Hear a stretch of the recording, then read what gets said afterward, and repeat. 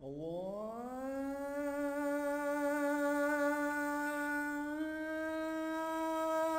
أكبر الله أكبر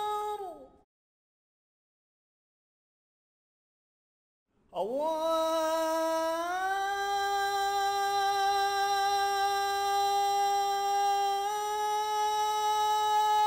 أكبر الله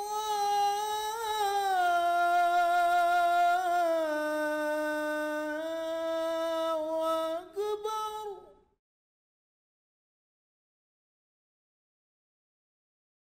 أشهد أن لا إله إلا الله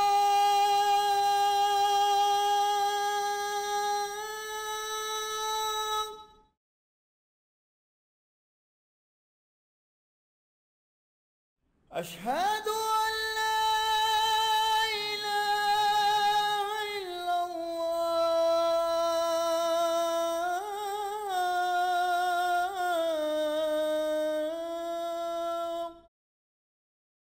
نحمده ونصلی علی رسولہ الکریم اما بعد فاعوذ باللہ من الشیطان الرجیم بسم اللہ الرحمن الرحیم رب اشرح لی صدری ویسر لی امری واحلل عقدۃ من لسانی یفقہوا قولی ربی زدنی علما اجمعین انشاءاللہ۔ السلام علیکم ورحمۃ اللہ وبرکاتہ۔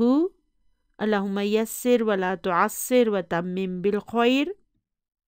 آپ کو یاد ہوگا کہ پچھلی ویڈیو میں ہم نے اسماء الخمسہ کو پڑھا تھا، یعنی کہ یہ 5 اسپیشل اسم ہوتے ہیں، اور وہ کون کون سے ہیں؟ ابن، اخن، ذو، فمن اور حمن۔ اور ان کی خصوصیت کیا ہوتی ہے؟ ویسے تو عام حالات میں یہ نارمل اسماء کی طرح ہی مرفوع، منصوب اور مجرور ہوتے ہیں، لیکن جب یہ مضاف کی صورت میں آئیں تو پھر مرفوع ہونے پر ان کے آخر میں ضمہ کی جگہ ایک واو کا اضافہ کیا جاتا ہے، یعنی کہ یہ مرفوع بالواو ہوتے ہیں۔ تو اس صورت میں ان کے مرفوع ہونے کی علامت ان کا واو ہوتا ہے۔ پھر مضاف ہونے کی صورت میں جب یہ منصوب ہوتے ہیں تو ان کے آخر میں فتح کی جگہ ایک الف کو لگایا جائے گا، اور یہاں ان کے منصوب ہونے کی علامت ان کا یہ الف ہوتا ہے، یعنی یہ منصوب بالالف ہوتے ہیں۔ اور جب یہ مضاف ہونے کے باوجود مجرور ہو جاتے ہیں تو پھر ان کے آخر میں کسرہ کی جگہ ایک یا کا اضافہ کر دیا جاتا ہے، اور اب ان کے مجرور ہونے کی علامت ان کی یہ یا ہوگی، یعنی کہ اب یہ مجرور بالیا کہلائیں گے۔ اور یہ سب کب ہوگا؟ جب یہ مضاف ہوں گے۔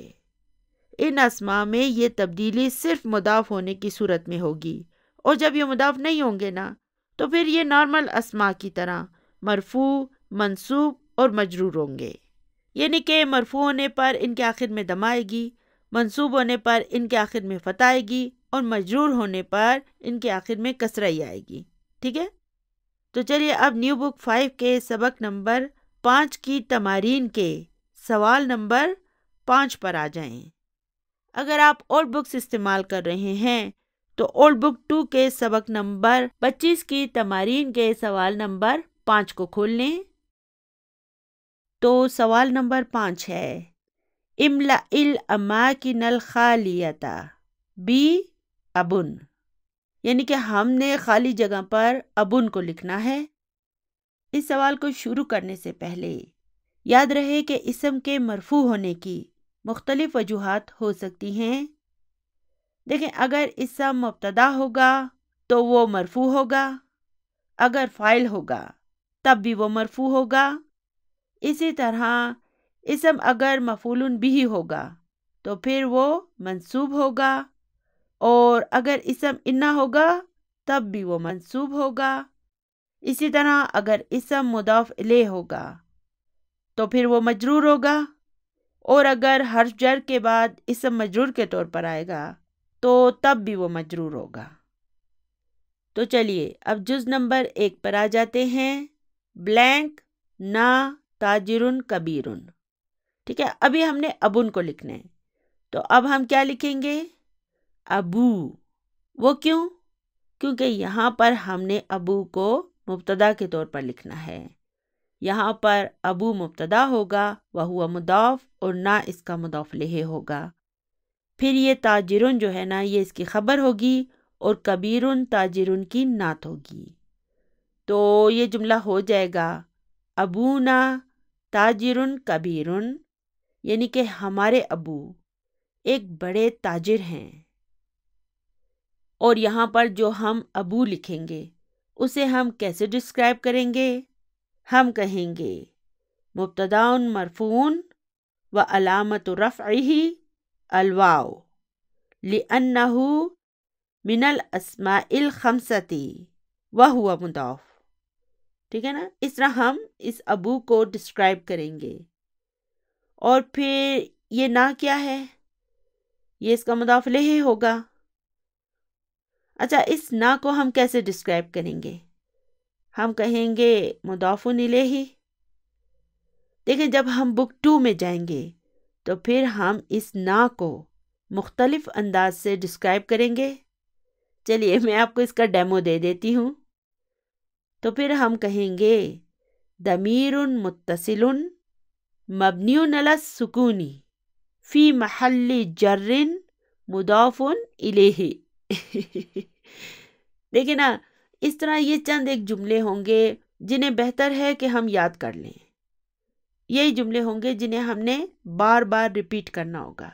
جب ہم ان چیزوں کے گرامر کو ڈسکرائب کریں گے تو انہی کو ہم بار بار ریپیٹ کریں گے۔ تو چلیے اب جز نمبر 2 پر چلتے ہیں۔ جز نمبر 2 ہے ہذہ السیارۃ لی۔ ابھی یہاں پہ کیا لکھوں؟ لی آیا ہے نا، لی کیا ہے؟ حرف جر ہے، اس لیے میں ابن کو ابی میں تبدیل کر دوں گی، یعنی کہ اسم مجرور میں تبدیل کر دوں گی، تو یہ ہو جائے گا لی ابینا۔ یاد رہے کہ لی، ابی اور نا، ان تینوں کو ہم نے ملا کے لکھنا ہے۔ تو اب یہاں پہ ابی جو ہوگا اس کو ہم کیسے ڈسکرائب کریں گے؟ ہم کہیں گے اسم مجرور وعلامت جرہ الیاء لأنہ من الاسماء الخمسۃ وہو مضاف، اور پھر یہ نا، یہ اس کا مضاف الیہ ہے۔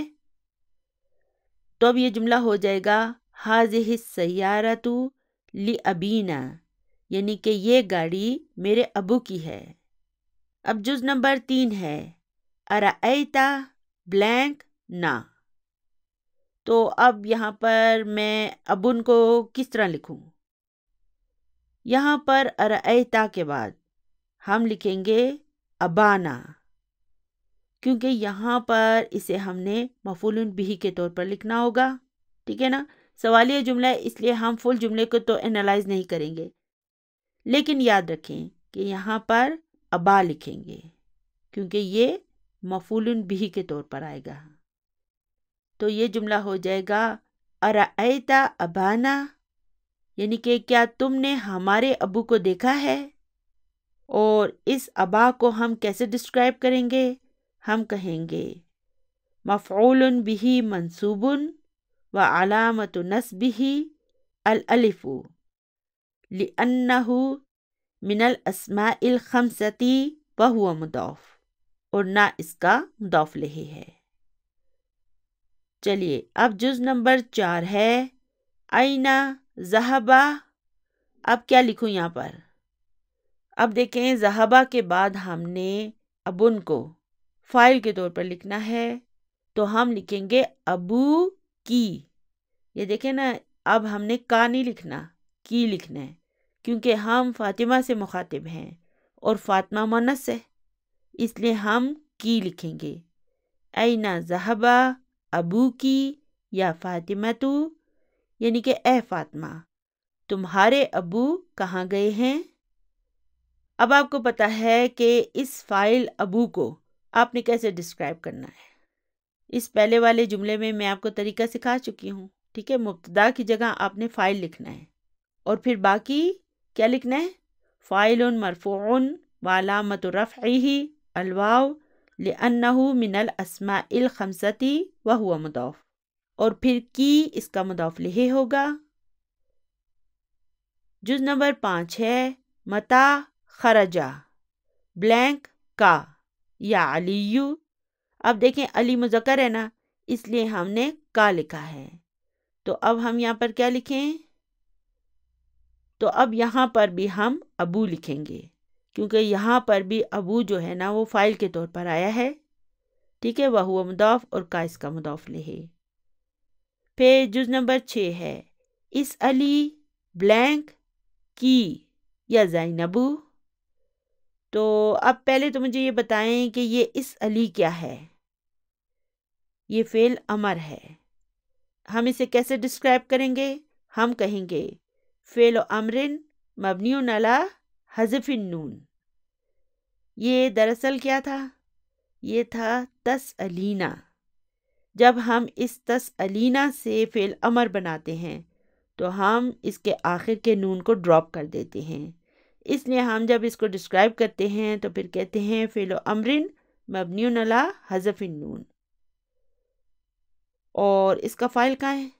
جی ہاں، یہ یا جو ہے یہ اس کا فاعل ہے۔ تو اب ہم اس بلینک میں کیا لکھیں؟ ابا۔ یہ ہو جائے گا اس علی ابا کی یا زینبو، یعنی کہ اے زینب اپنے ابو سے پوچھو۔ چلیے جز نمبر 7 ہے انا عارف بلینک کا یا عثمانو۔ یہ فعل ہے عرفہ یعرفو، اور چلیے اس کے 5 in your pocket بنائیں، یعرفو، تعرفو، تعرفو، عارفو، نعرفو۔ تو اس عارفو میں اس کا فاعل مستتر ہوتا ہے، اور وہ کون ہوتا ہے؟ انا کی ضمیر۔ اب دیکھیں نا، یہ انا تو مبتدا ہو گیا، پھر آگے دوسرا جملہ فعلیہ ہے، تو اس جملہ فعلیہ میں اس عارفو میں جو انا کی ضمیر مستتر ہے نا وہ فاعل ہوگی، اور پھر ہم یہاں پر ابا لکھیں گے، وہ مفعول بہ کے طور پر آئے گا، وہو مضاف اور کا اس کا مضاف لہ۔ تو یہ جملہ کچھ یوں ہو جائے گا انا عارفو ابا کا یا عثمانو، یعنی کہ اے عثمان میں تمہارے ابو کو جانتا ہوں۔ چلیے جز نمبر 8 ہے یا بلالو کتبتو رسالتن الہ کے بعد کیا آنا چاہیے؟ ابی کا، یعنی کہ اے بلال میں نے تمہارے ابو کو ایک خط لکھا ہے۔ اب یہاں پر بھی ابی جو ہے وہ اسم مجرور کے طور پر آئے گا۔ چلیے جز نمبر 9 ہے سمعتو انا بلینک ہا طبیب مشہور۔ اب انا کے بعد میں کیا لکھوں؟ ابا۔ وہ کیوں؟ کیونکہ اسم انا جو ہے وہ منصوب ہوتا ہے۔ تو اب ہم اس ابا کو کیسے ڈسکرائب کریں گے؟ ہم کہیں گے اسم انا منصوب و علامت نصبہ الالف لأنہ من الاسماء الخمسہ وہو مضاف، اور ہا اس کا مضاف لہ، اور پھر طبیبن جو ہے یہ خبر انا ہوگی اور مشہورن طبیبن کی نعت ہوگی۔ تو یہ جملہ کچھ یوں ہو جائے گا سمعتو انا اباہا طبیب مشہور، یعنی کہ میں نے سنا ہے کہ اس کے ابو ایک مشہور ڈاکٹر ہیں۔ چلیے اب آگے چلتے ہیں۔ سوال نمبر 6 ہے املأ الاماکن الخالیۃ بی اخن۔ تو ہمیں پتہ ہے نا کہ ابن اور اخن دونوں اسماء الخمسہ میں سے ہیں، اس لیے اس کے بھی سیم رولز ہوں گے۔ ابھی ہمارے لیے ان بلینکس کو فل کرنا بہت آسان ہو جائے گا۔ تو جز نمبر 1 ہے اینا بلینک کا یا سلمہ۔ تو اب کیا لکھیں؟ اخو، وہو مضاف اور کا اس کا مضاف لہ۔ اینا اخو کا یا سلمہ، یہ سوالیہ جملہ ہے نا، اسے آپ انالائز فی الحال نہ کریں، آپ اتنا یاد رکھیں کہ یہاں پر اخو آئے گا۔ جز نمبر 2 ہے خرجہ بلینک ہا، کیا لکھوں؟ خرجہ کے بعد کیا لکھنا چاہیے؟ جی ہاں، فاعل. تو میں یہاں پر لکھوں گی اخو. خرجہ اخوہا مع. اب مع کیا ہے؟ یہ ظرف ہے، تو ظرف کے بعد کیا آنا چاہیے؟ جی ہاں، مضاف الیہ. تو اب ہم یہاں پہ لکھیں گے اخی، پھر آ جائے گا کا. تو اب ہم یوں کہیں گے کہ خرجہ کیا ہے؟ خرجہ فعل ہے اور اخو اس کا فاعل ہوگا، وہو مضاف اور ہا اس کا مضاف الیہ. دیکھیں خرجہ ایک ایسا فعل ہے کہ اسے مفعول بہ کی ضرورت نہیں ہوتی، اس کے لیے فاعل ہی کافی ہوتا ہے. تو اس لیے یہاں پر خرجہ فعل ہوگا، اخو اس کا فاعل ہوگا، وہو مضاف اور ہا اس کا مضاف الیہ. پھر یہ ما ظرف ہوگا اور پھر اخی اس کا مضاف الیہ ہوگا، وہو مضاف، اور پھر یہ کا اس کا مضاف الیہ ہوگا. تو یہ جملہ کچھ یوں ہو جائے گا، خرجہ اخوہا ما اخی کا، یعنی کہ اس کا بھائی تمہارے بھائی کے ساتھ نکلا. جز نمبر 3 ہے اخذت الف ریال من. کیا لکھوں یہاں پہ؟ اخی کا. اب یہاں پر اخذ فعل ہوگا، تو اس کا فاعل ہوگا اور الفا اس کا مفعول بہ ہوگا، وہو مضاف، اور ریالن اس کا مضاف الیہ ہوگا. پھر من حرف جر ہوگا، اخی اسم مجرور ہوگا، وہو مضاف، اور کا اس کا مضاف الیہ ہوگا. یعنی کہ میں نے تمہارے بھائی سے 1000 ریال لیے. چلیے اب جز نمبر 4 ہے اظن انا بلینک ہو طالبن. اب یہاں پہ اظن کیا ہے؟ فعل ہے. یہ کون سا فعل ہے؟ ظنا یا ظنو. چلیے اس کے 5 in your pocket بنائیں. یظنو، تظنو، تظنو، اظنو، نظنو. تو اظنو جو ہے یہ ایک پورا جملہ فعلیہ ہے اور اس میں فاعل کا ہے. اس میں جو انا کی ضمیر مستتر ہوتی ہے نا، وہ اس کا فاعل ہے، یعنی کہ میرا خیال ہے. انا، اب کیا لکھوں؟ دیکھیں انا کے بعد ہم نے اخن کو اسم انا میں تبدیل کرنا ہے، اس لیے یہ اخا بن جائے گا، وہو مضاف اور ہو اس کا مضاف الیہ. اور پھر طالبن جو ہوگا یہ خبر انا ہوگا. تو یہاں پر اخا جو ہے وہ اسم انا منصوبن ہوگا، وہو مضاف اور ہو اس کا مضاف الیہ ہوگا، اور پھر طالبن خبر انا ہوگا. تو اس جملے کے معنی ہوں گے، میرا خیال ہے کہ اس کا بھائی ایک طالب علم ہے. جز نمبر 5 ہے ابحثو ان بلینک کا. تو یہ فعل ہے بحثا یبحثو. چلیے اس کے 5 in your pocket بنائیں. یبحثو، تبحثو، تبحثو، ابحثو، نبحثو. بحثا کے معنی ہوں گے اس نے ڈھونڈا، اور ابحثو کے معنی ہوں گے میں ڈھونڈ رہا ہوں. تو یہاں پر ابحثو فعل ہوگا اور اس میں جو انا کی ضمیر مستتر ہے نا، وہ اس کا فاعل ہوگی. پھر یہ ان کیا ہے؟ یہ حرف جر ہے. تو اب ہم نے اسم مجرور لکھنا ہے، اس لیے ہم لکھیں گے اخی کا، یعنی کہ میں تمہارے بھائی کو ڈھونڈ رہا ہوں. یہاں پر جو اخی ہوگا نا وہ اسم مجرور کے طور پر ہوگا. چلیے آگے چلتے ہیں. اب آگے ہے الکلمات الجدیدۃ. تو چلیے دیکھتے ہیں کہ اس سبق میں ہم نے کون کون سے نئے الفاظ سیکھے ہیں. تو پہلا لفظ ہے سفیرن، یعنی کہ ایمبیسیڈر، اور اردو میں ہم اسے سفیر ہی کہتے ہیں. اور پھر اس کی جمع ہوگی سفراء. یہ کس کے وزن پر ہے؟ فعلاء کے وزن پر. اور اس طرح اور کون سا لفظ ہوتا ہے؟ فقراء، زملاء. چلیے اب اگلا لفظ ہے مفتشن. مفتش کا مطلب ہے تفتیشی افسر، انسپیکٹر جو انسپیکشن کرتا ہے، تفتیش کرتا ہے. اور اس کی جمع ہوگی مفتشون. یہ کیا ہے؟ جی ہاں، یہ جمع مذکر سالم ہے. پھر ہے شرطیون، یعنی کہ پولیس مین.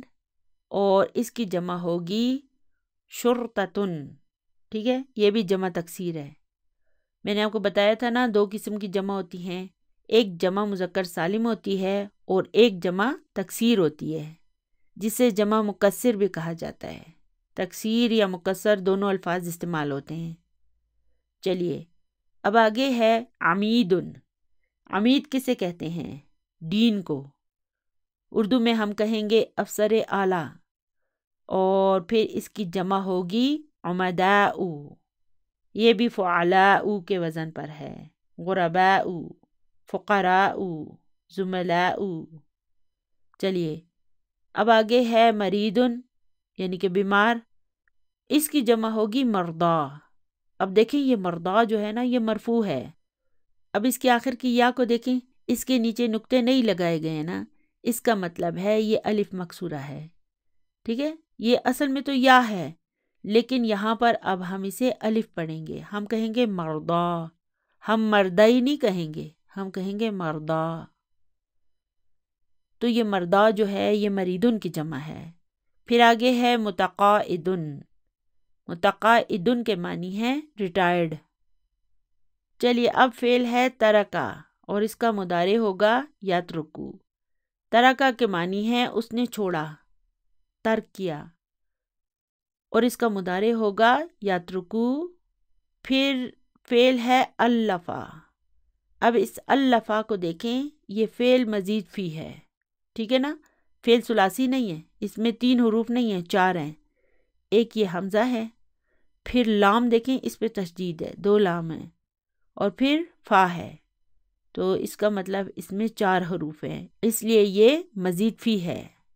مزید فی کیا ہوتا ہے آپ کو یاد ہے؟ میں نے آپ کو پڑھایا تھا، دیکھیں فعل ثلاثی کے بیچ میں مزید کچھ حروف شامل کر دیے جاتے ہیں جس سے اس کے معنی جو ہے نا وہ تھوڑا سا چینج ہو جاتا ہے، ٹویسٹ ہو جاتا ہے، تو پھر ہم ایسے فعل کو مزید فی کہتے ہیں۔ اس میں 4 حروف والے بھی افعال ہوں گے اور 4 سے زائد بھی ہوں گے۔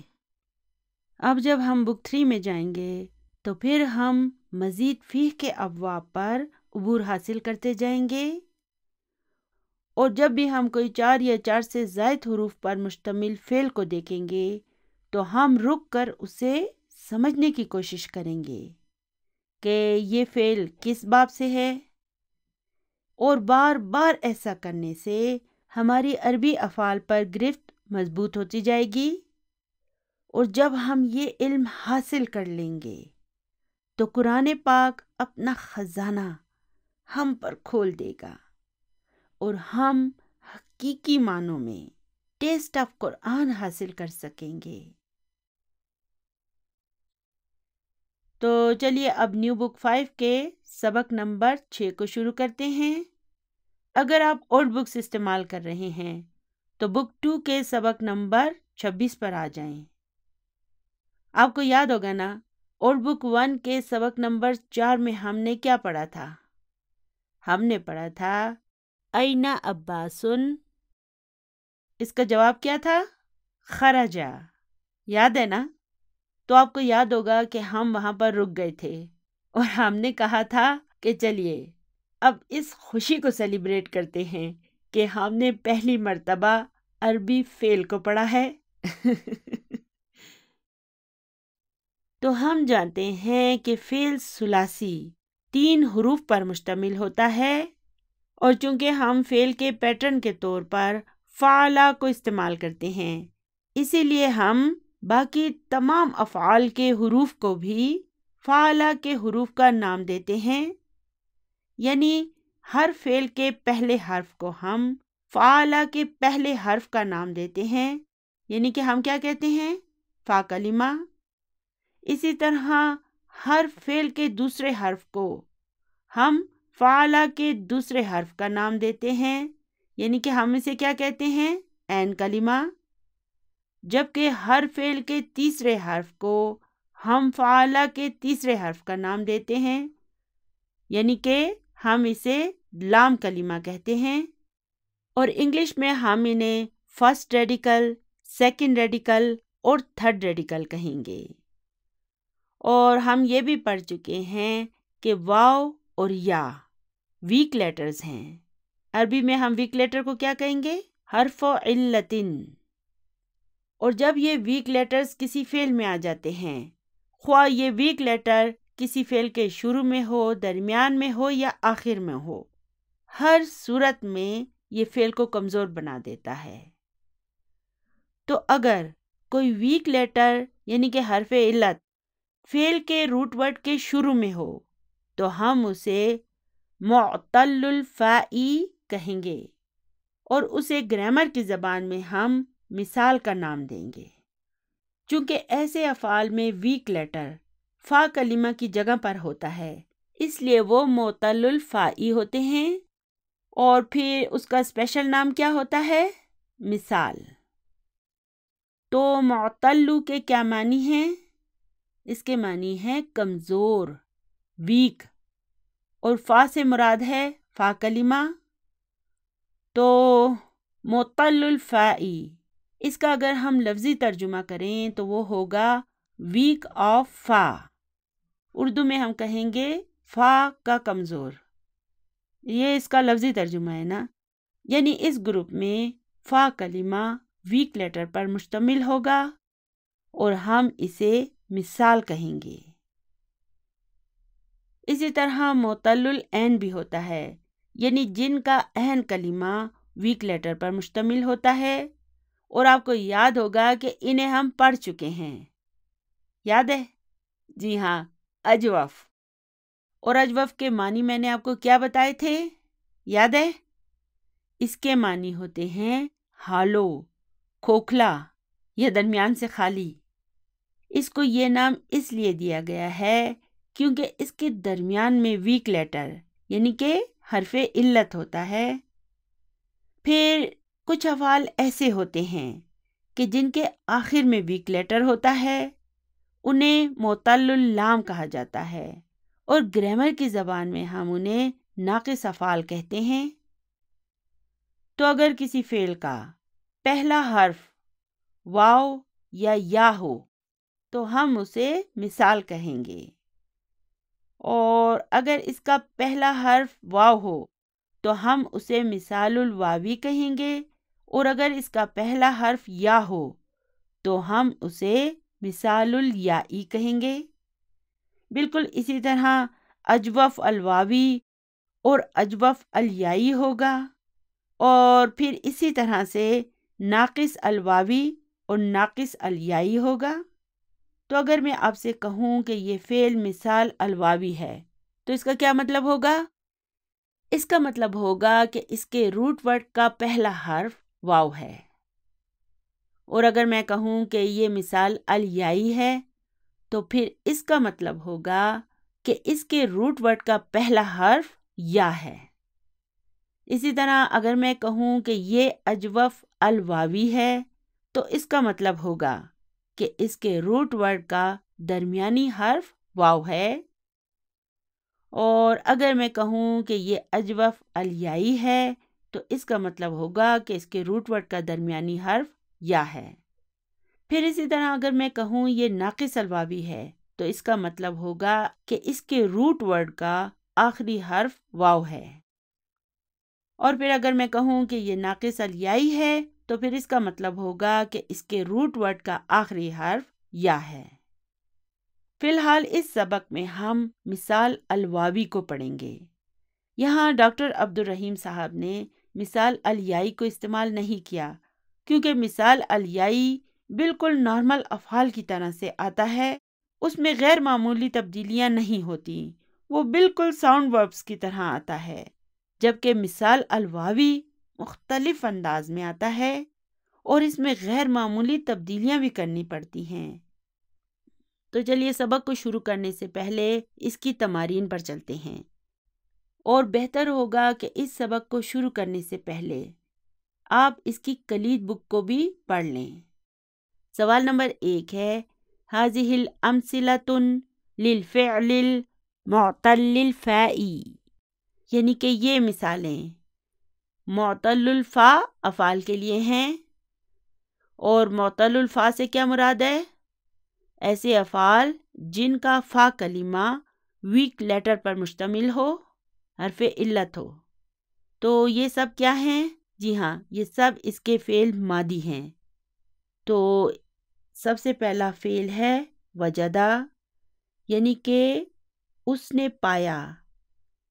پھر ہے وصلہ، یعنی کہ وہ پہنچا. پھر ہے وزنہ، یعنی کہ اس نے وزن کیا. پھر آگے ہے وعدہ، یعنی کہ اس نے وعدہ کیا. پھر ہے وداع، یعنی کہ اس نے رکھا. پھر ہے وہبہ، یعنی کہ اس نے دیا، اس نے عطا کیا. پھر آگے ہے وجبہ، یعنی کہ وہ ضروری ہوا، وہ واجب ہوا. پھر ہے وقفہ، یعنی کہ وہ کھڑا ہوا یا وہ رک گیا. چلیے آگے چلتے ہیں. سوال نمبر 2 ہے تأمل المثال، یعنی کہ مثال پر غور کریں. ثم اکتب مضارع الافعال الآتیہ، پھر دیے گئے افعال کے مضارع لکھیں. تو اب مثال کی طرف دیکھتے ہیں. مثال ہے وجدہ یجدو. تو اب یہاں پہ غور کریں. اگر میں آپ سے کہوں کہ یہ وجدہ باب دربا سے ہے، تو پھر اس کا مضارع کیا ہونا چاہیے تھا؟ یوجدو. اسی لیے یہاں پر لکھا ہوا ہے اصلہ یوجدو. تو پھر آگے کیا لکھا ہوا ہے؟ حذفت منہ الواو، یعنی کہ اس میں سے پھر واو کو حذف کر دیا جاتا ہے. تو یہ بن جاتا ہے یجدو، یعنی کہ اصل میں اسے ہونا چاہیے تھا یوجدو، اور یہ کیا ہے؟ یجدو. تو مثال الواوی، یعنی کہ جن افعال کا فا کلمہ واو ہوتا ہے، ان میں فعل ماضی تو نارمل انداز میں بنایا جاتا ہے، لیکن اس کا مضارع نارمل نہیں ہوتا. اس میں ہم کیا کرتے ہیں؟ اس کے مضارع میں ہم فا کلمہ کو بالکل حذف کر دیتے ہیں، جو کہ بالکل نارمل انداز نہیں ہے. اور ویک لیٹر سے ہمیں نارمل طریقے پر رہنے کی توقع ہی نہیں کرنی چاہیے. تو ویک لیٹرز والے افعال نارمل افعال کی طرح نہیں ہوتے. تو چلیے اب جب ہمیں پتہ چل گیا ہے کہ اس کا مضارع یجدو ہے، تو چلیے اب اس کی ماضی مضارع کی گردان بناتے ہیں. وجدہ، وجدہ، وجدو، وجدت، وجدتا، وجدنا، وجدتا، وجدتما، وجدتم، وجدتی، وجدتما، وجدتن، وجدتو، وجدنا. چلیے اب اس کے مضارع یجدو کے 5 in your pocket بنائیں. تو یہ ہو جائے گا یجدو، تجدو، تجدو، اجدو، نجدو. چلیے اب اس کی فعل مضارع کی گردان بنائیں. یجدو، یجدانی، یجدونا، تجدو، تجدانی، یجدنا، تجدو، تجدانی، تجدونا، تجدین، تجدانی، تجدنا، اجدو، نجدو. چلیے اب اگلا فعل ہے وقفہ، اور اس کا مضارع پھر کیا ہونا چاہیے؟ یقفو. پھر ہے وزنہ. چلیے اس کے مضارع بنائیں. یزنو، وصلہ، یصلو، وجبہ، یجبو، اور پھر وعدہ. اس کے لیے کیا لکھوں؟ یعدو. اور ولجہ، یلجو. ولجہ کے معنی ہیں وہ داخل ہوا، کسی چیز کے درمیان میں سے گزرا.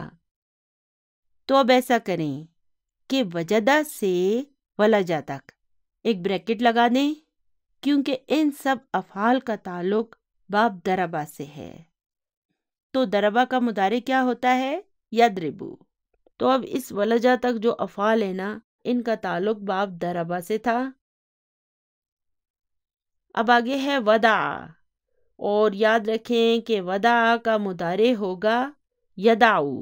وہ کیوں؟ کیونکہ اس کا تعلق باب فتح سے ہے. اب یہاں پہ بھی دیکھیں نا، وداع مضارعہ یدعو، لأنہ مثل ذہب یذہب، یعنی کہ ودا کا مضارع یدعو ہوگا کیونکہ یہ ذہب یذہب کی مانند ہے، یعنی کہ یہ کون سا باب ہے؟ فتح۔ تو ودع کا مضارع ہوگا یدعو، اور پھر وہبہ بھی اسی پیٹرن پر ہوگا، تو یہ بن جائے گا وہبہ یہبو۔ اب ان دونوں کے شروع میں بھی ایک بریکٹ لگا دیں کیونکہ ان دونوں کا تعلق بھی باب فتح سے ہے۔ تو چلیے اب دیکھتے ہیں کہ ہم ان کے امر کیسے بنائیں گے۔ تو چلیے اب اس کے سوال نمبر 3 پر آ جاتے ہیں۔ تأمل المثال ثم صغ الامر من افعال الآتیتی، یعنی کہ پہلے مثال پر غور کریں اور پھر امر نکالیں، یعنی امر بنائیں من افعال الآتیتی، دیے گئے افعال میں سے۔ ٹھیک ہے، چلیے مثال کو دیکھتے ہیں۔ تقف، چلیے اب اس کا امر بنائیں۔ امر بنانے کے لیے سب سے پہلے تو ہم اس کے حرف و مضارع کو حذف کر دیں گے اور پھر اس کے آخر کے دمہ کو سکون میں بدل دیں گے، تو یہ بن جائے گا قف۔ اب چونکہ یہاں پر اس کے پہلے حرف پر حرکت موجود ہے نا، اس لیے ابھی ہمیں اس سے پہلے حمزہ وصل لگانے کی ضرورت نہیں ہے۔ اب یہاں پہ بھی دیکھیں کہ یہی بات لکھی ہوئی ہے، لا یحتاج الی الحمزتی، یعنی کہ اسے حمزہ کی ضرورت نہیں ہے، لأن اولہ متحرکن، کیونکہ اس کے شروع میں حرکت موجود ہے۔ تو یہ قف جو ہے یہ اس کا امر ہے، اور اس کا فاعل کہاں ہے؟ جی ہاں، اس میں مستتر ہے، اور اس میں کون مستتر ہوتا ہے؟ انتا۔ دیکھیں نا، جب ہم کسی کو کوئی حکم دیتے ہیں یا کوئی ریکویسٹ کرتے ہیں تو ضروری ہے کہ وہ ہمارے سامنے موجود ہو، تو اس لیے اس میں انتا کی ضمیر مستتر ہوتی ہے۔ اسی طرح وجدہ کا امر ہوگا جد۔ چلیے ابھی اس کے امر کی باقی اسناد بنائیں، تو یہ ہو جائے گا جدا، جدو، جدی، جدا اور جدنا۔ تو چلیے اب یہ ہے تزنو، اس کا امر بنائیں زن۔ تائیدو، اس کا امر کیا ہوگا؟ عد۔ تہبو، چلیے اس کا امر بنائیں حب۔ ہم کیا دعا اکثر مانگتے رہتے ہیں؟ ربنا حب لنا۔ جب ہم یہ دعا پڑھتے ہیں تو ضروری ہے کہ ہمیں پتہ ہو کہ ہم کیا کہہ رہے ہیں۔ جب ہم ربنا کہتے ہیں تو اس میں یا بھی موجود ہوتا ہے۔ یہ دراصل کیا ہے؟ یا ربنا، یعنی اے ہمارے رب۔ تو یہ دراصل یا ربنا ہوتا ہے۔ تو جب ہم یہ دعا مانگ رہے ہوتے ہیں تو گویا وہ ہمارے سامنے موجود ہوتا ہے اور ہم اسی سے بات کر رہے ہوتے ہیں، ربنا حب لنا۔ تو یہ حب کیا ہے؟ فعل و امرن مبنی علی السکون، اور اس کا فاعل کہاں ہے؟ جی ہاں، مستتر، و تقدیرہ انتا۔ تو یہ انتا ہم اس وقت کہتے ہیں کہ جب کوئی ہمارے سامنے موجود ہو، تو اللہ ہمارے سامنے موجود ہوتا ہے۔ ہمیں اس احساس کو اپنے اندر پیدا کرنا چاہیے، ربنا حب لنا، جیسے کہ وہ ہمارے سامنے موجود ہو، ہم اس کے سامنے کھڑے ہوں اور اس سے مانگ رہے ہوں۔ تو دیکھیں یہ کتنا خوبصورت احساس ہے کہ اب ہم اپنے رب سے ڈائریکٹ بات کر رہے ہیں، کیونکہ ہم جو کہہ رہے ہیں اسے سمجھ رہے ہیں، اور قرآن پاک کا علم ہی وہ خزانہ ہے جو ہمارے اندر ان احساسات کو پیدا کر سکتا ہے۔ جب ہم یہ سب سمجھنے لگیں گے تو پھر ہم ان دعاؤں کو اور آیات کو مختلف انداز میں محسوس کرنے لگیں گے۔ ہماری نماز میں ہمارے احساسات اب مختلف ہوتے جائیں گے کیونکہ اب ہم جو بھی پڑھیں گے اسے سمجھ بھی رہے ہوں گے۔ تو یہ ربنا جو ہے نا، یہ قرآن پاک میں بار بار آیا ہے۔ تو اس کا امر ہوگا حب، اور پھر یہ ہے تدعو، اور اس کا امر ہوگا دا۔ ہماری ان بکس میں یہ دا کتنی مرتبہ آیا ہے سوالوں میں نا، دا، تو یہ بار بار آیا ہے، اور اس کے معنی ہوں گے رکھو، پٹ۔ تو ابھی ہمیں مثال الواوی تھوڑا بہت سمجھ میں آ گیا ہے۔ چلیے اب اپنے سبق کو شروع کرتے ہیں۔ تو چلیے اب نیو بک 5 کے سبق نمبر 6 پر آ جائیں۔ اگر آپ اولڈ بکس استعمال کر رہے ہیں تو اولڈ بک 2 کے سبق نمبر 26 پر آ جائیں۔ تو یہ سبق بھی جو ہے یہ ایک استاد اور اس کے شاگردوں کے درمیان مکالمہ ہے۔ بشیرن یا فضیلت الشیخی نرید ان نشتری ھذا المعجم الذی معک۔ تو اب دیکھیں یہاں پر نریدو کیا ہے؟ جی ہاں، یہ فعل مضارع ہے، اور اس کا فاعل کہاں ہے؟ اس میں جو نحنوں کی ضمیر مستتر ہے نا، وہ اس کا فاعل ہے۔ پھر یہ ان نشتریہ کیا ہے؟ آپ کو یاد ہے نا، ہم نے مصدر المؤول پڑھا تھا، اور اس میں ہم نے کیا پڑھا تھا کہ فعل مضارع سے پہلے جب یہ ان آ جاتا ہے، اس ان کو کیا کہتے ہیں؟ حرف و نصب و مصدری، یعنی کہ یہ فعل مضارع کو منصوب بھی کر دیتا ہے اور مصدر میں تبدیل کر دیتا ہے۔ اس ان کے آنے کی وجہ سے اب یہ فعل نہیں رہا بلکہ مصدر بن گیا ہے، اور اسے ہم کیا کہتے ہیں؟ مصدر المؤول۔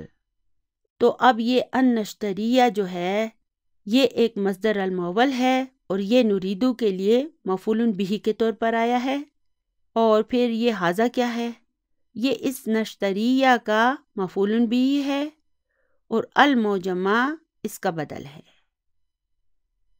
اب یہاں پہ آپ نے یہ بھی نوٹس کرنا ہے کہ دیکھیں جب نشتری کو ہم منصوب کریں گے تو اس کے آخر میں فتح آئے گی، اس چیز کو آپ نے نوٹ کرنا ہے۔ ایک ناقص فعل جو ہوتا ہے نا، جب وہ منصوب ہوتا ہے تو اس کے آخر میں اس طرح فتح آتی ہے۔ تو یہ ان نشتریہ کیا ہے؟ مصدر المؤول ہے۔ چلیے اسے مصدر میں تبدیل کریں تو یہ جملہ کچھ یوں ہو جائے گا، نرید شراء ھذا المعجم۔ اچھا، میں یہاں پر آپ کو ایک ہنٹ دیتی ہوں، اگر آپ کو یہ اس ٹائم سمجھ نہیں بھی آ رہا تو آپ نے بالکل پریشان نہیں ہونا، ٹھیک ہے؟ میں آپ کو ایک چھوٹا سا پوائنٹ دوبارہ ریپیٹ کر دیتی ہوں تاکہ جن کو سمجھ آ رہا ہے ان کو تو آ جائے اور جن کو نہیں آ رہا نا، خدا کے لیے بالکل پریشان نہیں ہونا، انشاءاللہ وقت کے ساتھ ساتھ آپ کو یہ سب سمجھ آ جائے گا۔ بک 3 میں آپ کو یہ سب سمجھ آ جائے گا۔ تو اگر میں کہتی ہوں خرجت لأشرب الماء، تو لأشربا کے درمیان میں یہاں پر ان چھپا ہوا ہوتا ہے، یہ حرف و نصب و مصدرین جو ہے نا یہ چھپا ہوا ہوتا ہے اس میں۔ اور یہ لی کیا ہوگا؟ یہ بھی آپ کو یاد ہوگا، یہ لام تعلیل ہے، اور اس جملے کو ہم اس طرح بھی کہہ سکتے ہیں خرجت لشرب الماء، ٹھیک ہے نا؟ اور یہ لی کیا ہوگا؟ تو یہ لی جو ہے نا یہ حرف جر ہے، اور شربی اسم مجرور ہے، اور وہو مضاف، اور المائی اس کا مضاف الیہ ہوگا۔ پھر الذی کیا ہے؟ یہ ایک اسم الموصول ہے، اور ما کا، ما ظرف ہے، اور پھر یہ کا اس کا مضاف الیہ ہے، اور یہ ما کا جو ہے یہ اس کا صلۃ الموصول ہے۔ اب یہ اسٹوڈنٹ ہے اور یہ اپنے استاد سے کہتا ہے، اے جناب محترم، ہم چاہتے ہیں کہ ہم یہ لغت خریدیں، الذی معک، جو کہ آپ کے پاس ہے، ولکننا لا نجدہ فی المکتبات۔ تو اب دیکھیں یہ لاکنہ کیا ہے؟ من اخوات انہ ہے، اور پھر یہ نا، یہ اس کا اسم انہ منصوبن ہے، اور پھر یہ لا کیا ہے؟ لا النافیہ ہے، اور نجدوہ اس میں نجدو فعل ہے، فاعل مستتر ہے و تقدیرہ نحنو اور ہو اس کا مفعول بھی ہے اور فی المکتباتی جار مجرور۔ المکتبات کسے کہتے ہیں؟ مکتبہ لائبریری کو بھی کہتے ہیں اور بک اسٹور کو بھی کہتے ہیں، یعنی کہ لیکن ہمیں وہ بک اسٹورز پر نہیں ملی۔ المدرس تجدونہ فی المکتبۃ الکبیرۃ التی امام المسجد۔ تو اب اس تجدونہ کو ہم کیسے ڈسکرائب کریں گے؟ ہم کہیں گے فعل مضارع مرفوع بثبوت النون۔ تو اس کا فاعل کہاں ہے؟ جی ہاں، یہ واو الجماعت جو ہے یہ اس کا فاعل ہے اور یہ ہو جو ہے نا یہ اس کا مفعول بھی ہے۔ پھر فی حرف جر ہے، المکتبتی اسم مجرور ہے اور الکبیرتی المکتبتی کی نعت ہے، اور پھر التی اسم الموصول ہے اور امام المسجدی اس کا صلۃ الموصول ہے۔ امامہ کیا ہے؟ ظرف ہے اور المسجدی اس کا مضاف الیہ ہے، اور یہ پورا امام المسجدی التی کا صلۃ الموصول ہوگا، یعنی کہ تم سب کو وہ بڑے بک اسٹور پر ملے گی جو کہ مسجد کے سامنے ہے۔ تجدون فیہا معاجم عربیۃ و اجنبیۃ، یعنی کہ تمہیں اس میں عربی اور غیر عرب، اجنبیتاً کا مطلب ہوگا غیر عرب، یعنی کہ تمہیں اس میں عربی اور غیر عربی لغات ملیں گی، یعنی کہ ڈکشنریز ملیں گی۔ ومصاحف من بلاد مختلفۃ، مصاحف کس کی جمع ہے؟ مصحف کی۔ مصحف کسے کہتے ہیں؟ قرآن پاک کی پرنٹڈ کاپی کو، یعنی کہ اور مختلف ممالک کے مصحف، وصحفا من جمیع انحاء العالم، اور یہ صحفاً کیا ہے؟ صحیفتن کی جمع ہے، یعنی کہ اخبار، یعنی کہ اور ساری دنیا کے کونے کونے کے اخبار، یعنی کہ تمہیں اس میں عربی اور غیر عرب لغتیں ملیں گی اور مختلف ممالک کے مصحف ملیں گے اور پوری دنیا کے کونے کونے کے اخبارات ملیں گے۔ اب یہاں پہ ایک چیز آپ نوٹ کریں کہ یہاں پر بلاد جو ہے جمع مذکر ہے، تو پھر اس کے لیے مختلفتن کیوں آیا ہے؟ مختلفتن تو مؤنث اور واحد ہے، کیونکہ کل جمع مؤنث، اور جمیعی انحاء العالمی کا کیا مطلب ہے؟ یعنی کہ ساری دنیا کے کونے کونے کے۔ تو آج کا ہمارا سبق بس یہیں تک تھا، دعاؤں میں یاد رکھیے گا۔ آج کی ہماری دعا فلسطینی مسلمانوں کے لیے ہے۔